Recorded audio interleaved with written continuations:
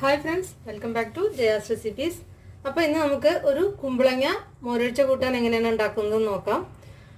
അപ്പോൾ ഞാനിതിന് വേണ്ടിയിട്ട് ഒരു 1/2 കിലോ കുമ്പളങ്ങ എടുത്തിട്ടുണ്ട്. ഇതിന് തൊലിയൊക്കെ കളഞ്ഞ് കുരുവൊക്കെ കളഞ്ഞിട്ട് ഒന്ന് ചെറുതായിട്ടൊന്ന് നുറുക്കിയെടുക്കാം. നിങ്ങൾക്ക് വേണമെങ്കിൽ വലിയ കഷ്ണം ആക്കാം. ഞാനിപ്പോൾ ഒന്ന് കുറച്ച് ചെറുതായിട്ടാണ് നുറുക്കിയെടുക്കുന്നത്. ഇതിന് വേണ്ടിയിട്ട് ഞാനൊരു 200 ഗ്രാം മത്തങ്ങ എടുത്തിട്ടുണ്ട്. മത്തങ്ങയുടെ ആവശ്യമില്ല, മത്തങ്ങ ഉണ്ടെങ്കിൽ ഒരു കഷ്ണം, ചെറിയൊരു കഷ്ണം മത്തങ്ങ മതി. പിന്നെ വേണ്ടത് ഒരു തക്കാളിയാണ്. ഇപ്പോൾ മോരൊഴിച്ച കൂട്ടാനാവുമ്പോൾ അധികം തക്കാളി ഒന്നും ചേർക്കില്ല. പക്ഷെ ഞാനിപ്പോൾ ഒരു തക്കാളിയൊക്കെ ചേർത്തിട്ടാണ് ഉണ്ടാക്കുന്നത്. ഇതിനൊരു ടേസ്റ്റൊക്കെ ഉണ്ടേനി. പിന്നെ ആ ഒരു എന്താ പറയുക, മോരിപ്പോൾ പുളിയൊക്കെ കുറവാണെങ്കിൽ ഒരു തക്കാളിയൊക്കെ ചേർക്കാം. പിന്നെ തക്കാളി ചേർത്താൽ അതിനൊരു പ്രത്യേക ടേസ്റ്റ് ഉണ്ട്. പിന്നെ നിങ്ങൾക്ക് തക്കാളി വേണ്ടെങ്കിൽ ഒഴിവാക്കാം കേട്ടോ. പിന്നെ 2-3 പച്ചമുളക്, ബാക്കിയൊക്കെ ഞാൻ വഴിയെ പറയാം.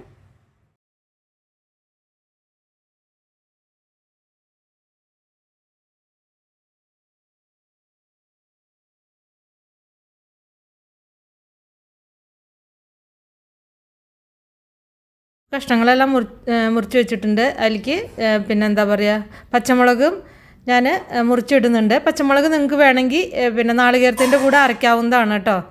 അതിലേക്ക് തക്കാളിയും കൂടി വലിയ കഷ്ണങ്ങളായിട്ട് മുറിച്ചിടാം. തക്കാളി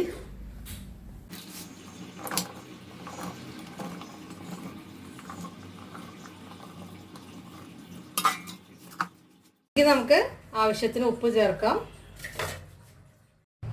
കുറച്ച് 1/2 ടീസ്പൂൺ മഞ്ഞൾപ്പൊടി ചേർക്കുക.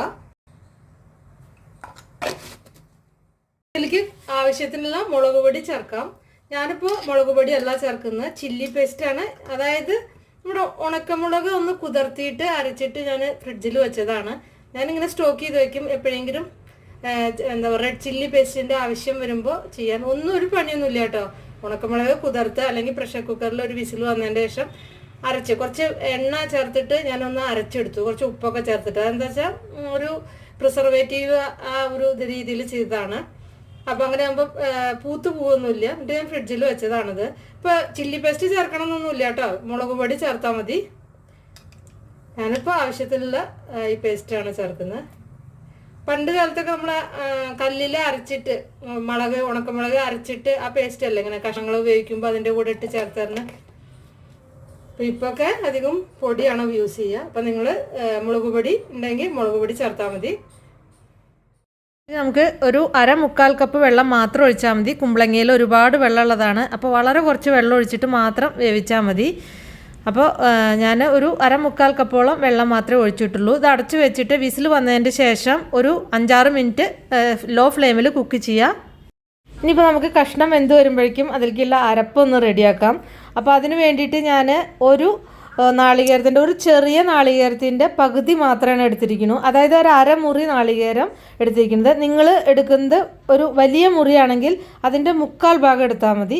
നാളികേരം അധികം കൂടിപ്പോയാൽ അതിനൊരു ടേസ്റ്റ് ഉണ്ടാവില്ല. അപ്പോൾ പിന്നെ ചെറിയ ഒരു മുറി നാളികേരം എടുത്താൽ മതി. ഇതിലേക്ക് ഒരു 1/2 ടീസ്പൂണ് നല്ല ജീരകം അല്ലെങ്കിൽ ചെറിയ ജീരകം ചേർക്കാം.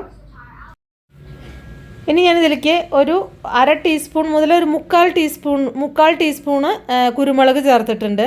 ഇപ്പോൾ കുരുമുളക് ചേർത്താൽ ഒരു പ്രത്യേക ടേസ്റ്റുമാണ്. പിന്നെ നമ്മൾ ഉപയോഗിക്കുന്ന മുളകിൽ ഏറ്റവും നല്ലത് കുരുമുളകാണ്. പച്ചമുളകായാലും ഉണക്കമുളകായാലും ഏറ്റവും നല്ലത് കുരുമുളകാണ്. അപ്പോൾ കുരുമുളക് ചേർത്താൽ നല്ല ടേസ്റ്റുമാണ്, ഹെൽത്തിന് വളരെ നല്ലതുമാണ്.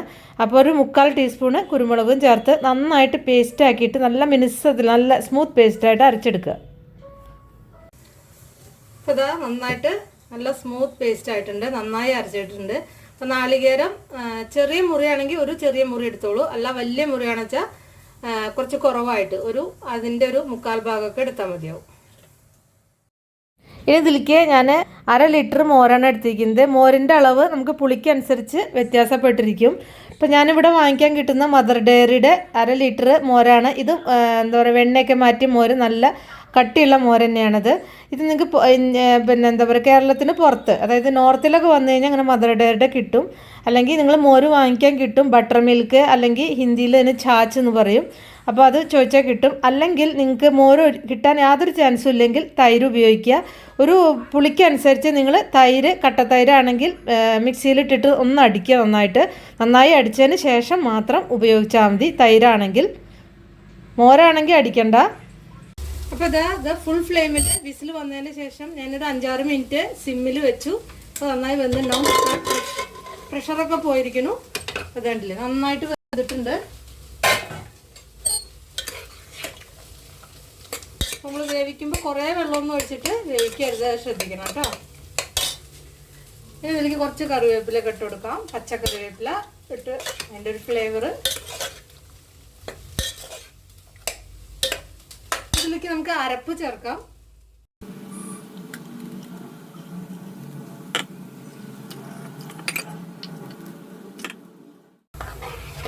അരപ്പ് ചേർത്തിട്ട് നന്നായിട്ട് മിക്സ് ചെയ്യുക.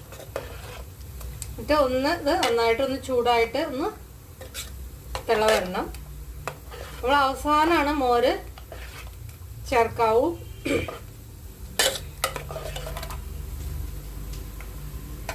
ഈ സമയത്ത് ഉപ്പൊക്കെ നോക്കാം കേട്ടോ. ഇതൊക്കെ എല്ലാം കഴിഞ്ഞിട്ട് മോരൊക്കെ ഒഴിച്ചിട്ട് ഉപ്പൊക്കെ നോക്കാം. ഞാൻ കുറച്ചും കൂടി ഉപ്പിട്ട് എടുക്കുന്നുണ്ട്.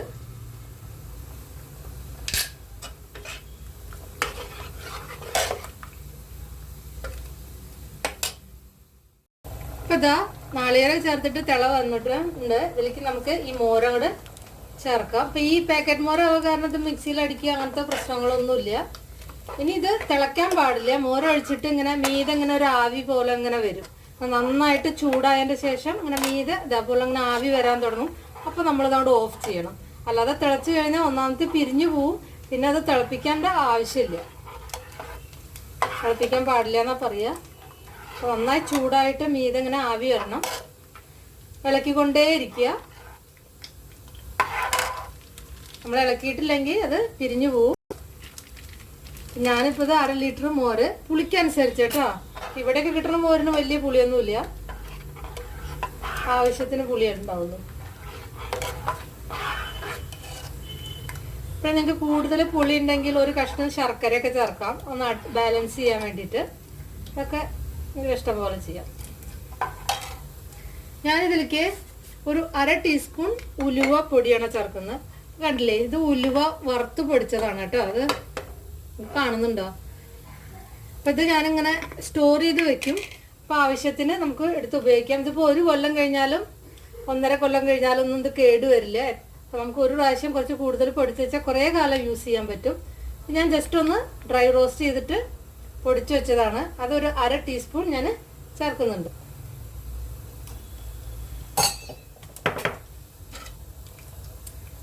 മിക്സ് ചെയ്യുക. അപ്പം നമ്മൾ ഉലുവ വറുത്തിടും. ഇടുന്നതോട് കൂടിയിട്ട് ഇതുപോലെ തന്നെ കുറച്ച് ഉലുവപ്പൊടി ഇതുപോലെ നമ്മൾ കറിയിൽ ഇതുപോലെ ചേർത്ത് കഴിഞ്ഞ് കഴിഞ്ഞാൽ അതിൻ്റെ ആ ഫ്ലേവറൊക്കെ ഒന്ന് കൂട്ടാനും പിന്നെ നല്ല ടേസ്റ്റുമാണ് അതിന്. അപ്പം നിങ്ങൾ ചെയ്യുമ്പോൾ വറുത്തിടുമ്പോഴും നമ്മൾ കുറച്ചിടുക. പിന്നെ നമ്മൾ കറിയിലും ഇതേപോലെ കുറച്ച് ഉലുവപ്പൊടി ഇടണം. നല്ല ടേസ്റ്റാണ്. 1/2 മുതൽ 3/4 ടീസ്പൂൺ വരെ ഇടാം. അത് നമ്മളുടെ കറിയുടെ അളവിനനുസരിച്ച്, നമ്മളിപ്പോൾ എത്ര കൂടുതൽ മോര ഒഴിക്കുന്നുണ്ടെങ്കിൽ അതിനനുസരിച്ച് കൂട്ടാം. കുറച്ച് മോര ഒഴിക്കണുള്ളൂ വെച്ചാൽ അതിനനുസരിച്ച് മോര തൈര എന്തായാലും. അപ്പോൾ നിങ്ങൾ തൈരാച്ചാൻ പറഞ്ഞില്ലേ, മിക്സിയിൽ അടിച്ചിട്ട് ഇതിലേക്ക് അവിടെ ചേർത്ത് കൊടുത്താൽ മതി. ഇപ്പോൾ ഇതാ നല്ല ഇങ്ങനെ ആവി വരുന്നുണ്ട്, കണ്ടില്ലേ, ആവി വരുന്നുണ്ട്. തിളയ്ക്കാൻ പാടില്ല. ഞാൻ ഓഫ് ചെയ്തു. തിളച്ച് കഴിഞ്ഞാൽ പിരിഞ്ഞു പോവും. പിന്നെ നമ്മൾ മോരോ തൈരൊക്കെ ഒഴിച്ചാലും ഇങ്ങനെ കുറേ നേരമായിട്ട് തിളപ്പിക്കാൻ പാടില്ല. നമുക്കിതിൽ വറവ് ഇടാം. അപ്പം ഇനി നമുക്ക് വറുത്തിടാം. അപ്പം ഞാൻ എൻ്റെ വറവ് ഇടുന്ന ആ പാൻ കാണുന്നില്ല. അപ്പം ഞാൻ തൽക്കാലം വെള്ളപ്പച്ചട്ടിയിലാണ് വറുത്തിടുന്നത്. കുറച്ച് വെളിച്ചെണ്ണ ഒഴിക്കുക, എത്ര വേണ്ട വെച്ചാൽ. അപ്പോൾ വെളിച്ചെണ്ണയൊക്കെ ആവശ്യത്തിന് ഒഴിക്കുക. ഇതിലേക്ക് 1 സ്പൂൺ കടുക് ഇടുക. കടുകൊക്കെ നല്ല ഇടണം കേട്ടോ.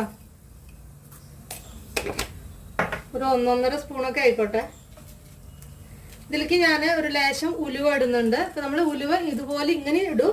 ഒരു 1/2 ടീസ്പൂൺ ഉലുവ ചേർക്കണം. പൊട്ടണം. കടുകൊക്കെ പൊട്ടി. എനിക്ക് ഉണക്കമുളക് ഇടാം. ഫ്ലെയിമൊക്കെ ഓഫ് ചെയ്യുക. കറിവേപ്പില ഇടാം. കറിവേപ്പിലൊന്നും കരിയണ്ട. ഇതൊന്ന് മിക്സ് ചെയ്തിട്ട് നമുക്ക് കറിയിലേക്ക് ചേർക്കാം.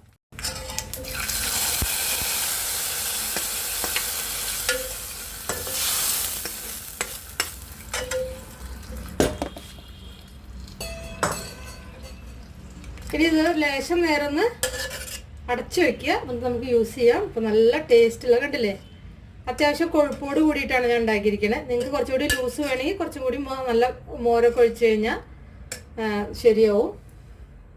അപ്പോൾ അങ്ങനെ ഉണ്ടാക്കാം. അപ്പോൾ നമ്മുടെ ടേസ്റ്റി ആയിട്ടുള്ള കുമ്പളങ്ങ മോരൊഴിച്ച കൂട്ടാൻ റെഡിയായി. നല്ല ടേസ്റ്റാണ് കേട്ടോ. നിങ്ങൾ ഈ രീതിയിലൊന്ന് ഉണ്ടാക്കി നോക്കൂ. അപ്പോൾ നമുക്ക് ഇഷ്ടപ്പെട്ടാൽ ഒന്ന് ലൈക്ക് ചെയ്യുക, അല്ലെങ്കിൽ നിങ്ങൾക്ക് ഡിസ്ലൈക്ക് ചെയ്യാം. അതുപോലെ തന്നെ ഒന്ന് ഷെയർ ചെയ്യാനും മറക്കരുത്. അതുപോലെ തന്നെ ഒന്ന് സബ്സ്ക്രൈബ് ചെയ്യാനും മറക്കണ്ട. നമുക്കിനി വേറൊരു റെസിപ്പിയായി വീണ്ടും കാണാം. താങ്ക്